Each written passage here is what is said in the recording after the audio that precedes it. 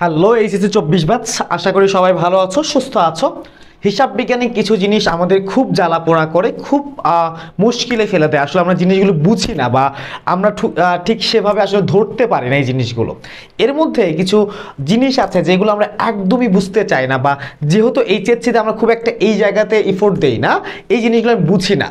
But ultimately আমি যদি বিশ্ববিদ্যালয়ের প্রশ্ন দেখি, এই জায়গাগুলো থেকে প্রশ্ন হয়। এই জায়গাগুলো কোনগুলো? জাবেদার কিছু অংশ। আমরা অনেক কিছু নিয়ে আলোচনা করেছি, আজকে আমরা কয়েকটা স্পেশালাইজ জাবেদা নিয়ে কথা বলবো, যে জাবেদাগুলো তোমরা হয়তো এর আগে দেখেছো বাট সেভাবে বোঝো নাই। দেখো, তোমাকে আজকে আমি এই জাবেদাগুলো ইনশাল্লাহ ক্লিয়ার করে দিব।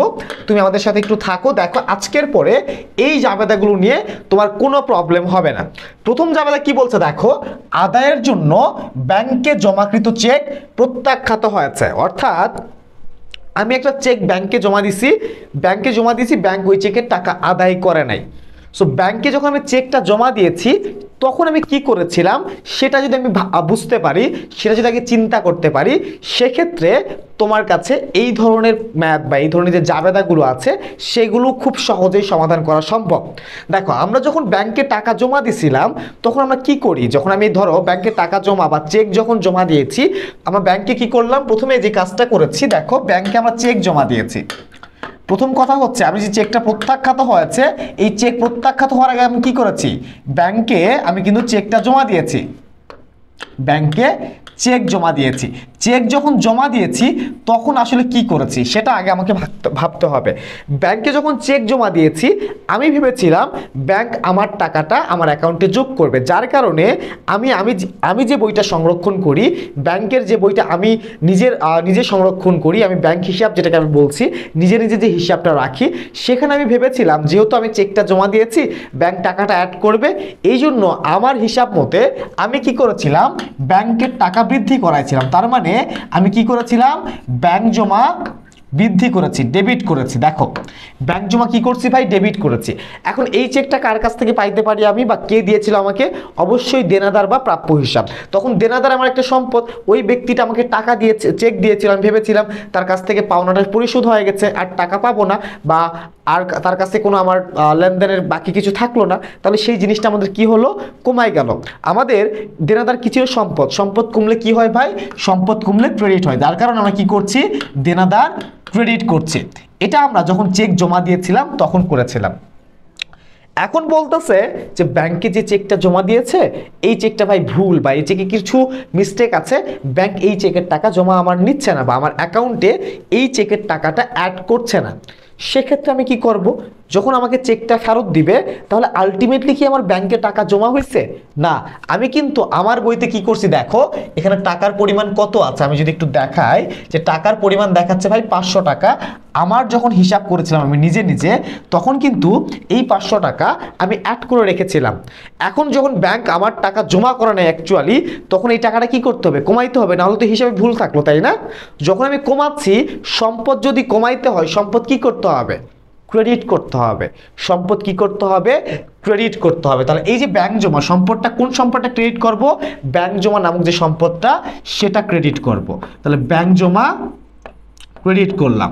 ব্যাংক জমা ক্রেডিট কত টাকা? 500 টাকা ক্রেডিট করলাম। এখন ওই যে প্রাপ্য হিসাব, দেনাদার যার কাছ থেকে টাকা পাইতাম, তাকে আমরা ভেবেছিলাম তার কাছ থেকে টাকা পাবো না, সে চেক দিয়েছে, তার দেনাটা পরিশোধ হয়ে গেছে, আলটিমেটলি পরিশোধ হয়ে গেছে। সে যে আমাকে ভুল চেক দিছে, তার কাছ থেকে আমি টাকা নিব না? অবশ্যই টাকা নিব। তাকে এখন যে প্রয়োজনে কলার ধরবে, হবে এই টাকা দে, এই টাকা দে, তুই ভুল চেক দিছস। আমরা যখন তখন যাই কি করছি? তাকে ধরছি। এই যে তাকে ধরছি আমরা, তাহলে কি করছি? তার প্রাপ্য হিসাব বা দেনাদার, ওইটা কিন্তু আবার বৃদ্ধি করে দেখাচ্ছে। তাহলে কি হচ্ছে? আমার দেনাদারটা বৃদ্ধি পাচ্ছে। কত টাকার? 500 টাকার। তাহলে দেনাদার কি ভাই আমার জন্য? দেনাদার সম্পদ। তাহলে এখানে কি হচ্ছে? আমার দেনাদার নামক একটা সম্পদ বৃদ্ধি পাচ্ছে। আবার ব্যাংক জমা কি? সম্পদ। সম্পদ ক্রেডিট হওয়া মানে কি? সম্পদ হ্রাস পাওয়া। তাহলে কি হচ্ছে? সম্পদ হ্রাস।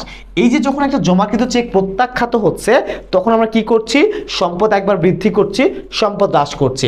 এই জিনিসটাই দেখো এখানে সুন্দর করে দেওয়া আছে, আমি তোমাকে যেটা বিশ্লেষণ করে দেখালাম। চলো এরপরে কি আছে আমরা একটু দেখি। দেখো, প্রাপ্য বিল কিংবা আরেকটা নাম আছে প্রাপ্য নোট, যেটাই বলো সেটাই সঠিক। ঠিক আছে?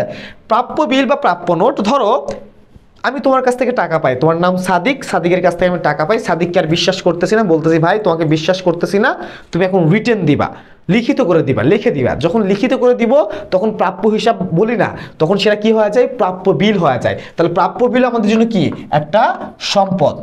প্রাপ্য বিল আমাদের জন্য কি ভাই, সম্পদ। এখন কই থেকে এই সম্পদটা বৃদ্ধি পাইলো, কত টাকা আমরা দেখি, 5,000 টাকা। ওকে, তাহলে প্রাপ্য বিল নামক 5,000 টাকা একটা সম্পদ কি হইলো ভাই, বৃদ্ধি পাইলো। এখন এই সম্পদটা কই থেকে সৃষ্টি করছি আমরা, প্রাপ্য হিসাব থেকে পাইতাম, তাকে আর ভরসা করতেছি না, রিটেন নিলাম, তাহলে প্রাপ্য হিসাব নামক সম্পদটা কমে গেল না, তাহলে প্রাপ্য হিসাব নামক একটা সম্পদ আবার কমলো। দেখো, যখন আমরা প্রাপ্য হিসাব বা প্রাপ্য বিলকে প্রাপ্য হিসাবকে প্রাপ্য বিল বা প্রাপ্য নোটের স্বীকৃতি দিচ্ছি, তখন কি হচ্ছে, আমার একটা সম্পদ আবার বৃদ্ধি পাচ্ছে, আবার একটা সম্পদ হ্রাস পাচ্ছে, এ প্লাস এ মাইনাস। ক্লিয়ার? আশা করি ক্লিয়ার। এখন আরেকটা কেস হতে পারে, এটা এই যে প্রাপ্য বিল বা প্রাপ্য নোট যেটাই আমরা স্বীকৃতি দিলাম, এটা আবার প্রত্যাখ্যাত হইতে পারে। কি হইতে পারে ভাই, প্রত্যাখ্যাত। দেখো, প্রত্যাখ্যাত হইতে পারে। প্রত্যাখ্যাত হইলে কি হবে, এই যে প্রাপ্য বিল প্রত্যাখ্যাত হইলো, তার মানে এই সম্পদটা ভ্যানিশ হয়ে গেল, এই সম্পদটা কমে গেল। তাহলে এই সম্পদটা যদি কমাইতে চাই, সেটাকে কি করতে হবে, ডেবিটটাকে ক্রেডিট করতে হবে। তাহলে প্রাপ্য বিল ক্রেডিট। তাহলে কি আসবে, এই প্রাপ্য বিলটা কই থেকে সৃষ্টি করছিলাম ভাই, প্রাপ্য হিসাব বা দেনাদার থেকে। তাহলে প্রাপ্য হিসাব ডেবিট। দেখো, প্রাপ্য হিসাব ডেবিট হলো, প্রাপ্য বিল ক্রেডিট হলো, তাহলে প্রাপ্য হিসাব কি, সম্পদ। তাহলে একটা সম্পদ বৃদ্ধি পাইলো, প্রাপ্য বিল কি ছিল, সম্পদ, আবার একটা সম্পদ হ্রাস পাইলো। তাহলে আমরা কি শিখলাম, প্রাপ্য নোটে যদি স্বীকৃতি দেয় কিংবা প্রাপ্য নোট যদি প্রত্যাখ্যাত হয়, সকল ক্ষেত্রেই সম্পদ একবার বৃদ্ধি পায়, একবার হ্রাস পায়। এই জিনিসটা এখানে আছে, ওই যে প্রত্যাখ্যাত হইলে এখানে আছে। দেখো, তোমাকে আমি অলরেডি বুঝাই ফেলেছি।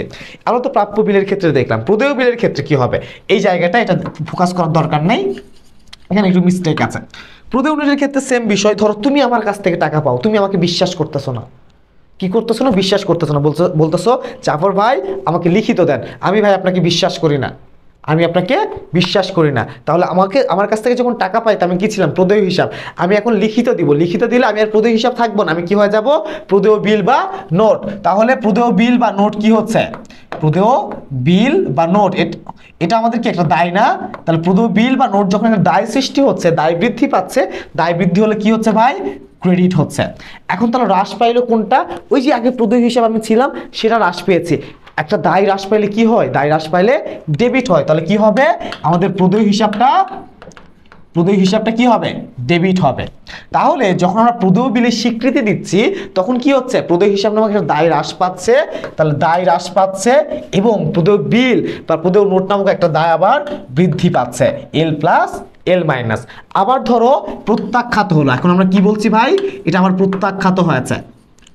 একটু বোঝার চেষ্টা করো, প্রত্যাখ্যাত মানে কি, ওই যে রিটেন ডকুমেন্ট দিছিলাম ভাই তোমাকে আমি, সেটাও মিথ্যা হয়ে গেছে। তাহলে কি হবে, এই যে রিটেন ডকুমেন্টের কারণে কি হচ্ছে, প্রদেয় বিল আমার একটা দায় সৃষ্টি হয়েছে, যখন এটা মিথ্যা প্রমাণ হলো, তখন এই দায়টা কি আর থাকবে না, ভ্যানিশ হয়ে যাচ্ছে। দায় যদি ভ্যানিশ করতে চায়, দায় যদি কমাইতে চায়, দায়কে কি করতে হয়, ডেবিট করতে হয়। তাহলে প্রদেয় বিল কি হচ্ছে, ডেবিট। এখন প্রদেয় বিল ডেবিট হলো, ক্রেডিট কি হবে, শুরুতে তোমার কি দায় ছিলাম আমি, প্রদেয় হিসাব বা পাওনাদার, তাহলে ওই দায়টা আবার ফেরত আসবে। তাহলে প্রদেয় হিসাব ক্রেডিট।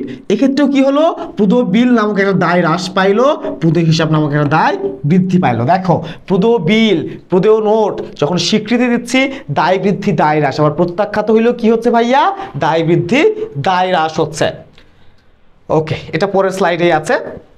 আচ্ছা, এখানে এটা হবে না, এটা মিসক্যালকুলেশন আছে। এখন তোমাকে যদি আমি সামারাইজ করি, যদি আমি করি, অবচয়টা বিষয়টা তোমরা বোঝো, অবচয়টা আগে পড়াই ফেলি, তারপর একটু সামারাইজ করে দিব। অবচয় ধার্য করলে কি হয়, যার মধ্যে অবচয় ডেবিট, পুঞ্জীভূত অবচয় ক্রেডিট। অবচয় কি ভাই, একটা ব্যয় বৃদ্ধি পাচ্ছে, ব্যয় বৃদ্ধি পাইলে কি হয়, মালিকানা সত্ত্ব হ্রাস পায়। আর পুঞ্জীভূত অবচয় ক্রেডিট মানে কি, এটা একটা বিপরীত সম্পদ কি হচ্ছে, সম্পদকে কমায় দিচ্ছে। আচ্ছা, আমি তোমাদের আরো সহজ করে দেওয়ার জন্য যে কাজটা করব, একটা ফাঁকা স্লাইডে যাব এবং তোমাদের আমি এই যে পুরো বিষয়টা, এটাকে একটু সামারাইজ করে দেব, ঠিক আছে।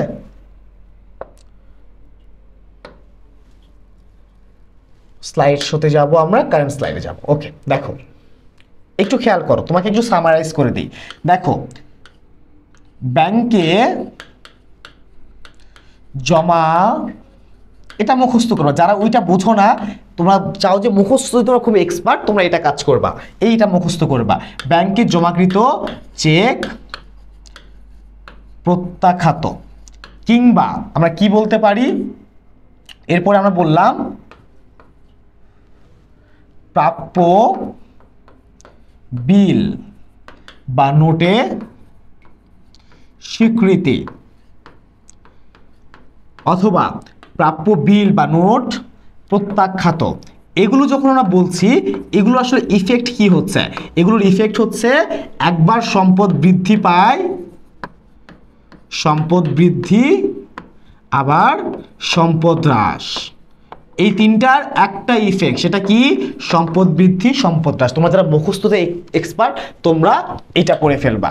আরেকটা পয়েন্ট পড়ে ফেলবা, সেটা কি দেখো, প্রদেয় বিল বা নোটে স্বীকৃতি,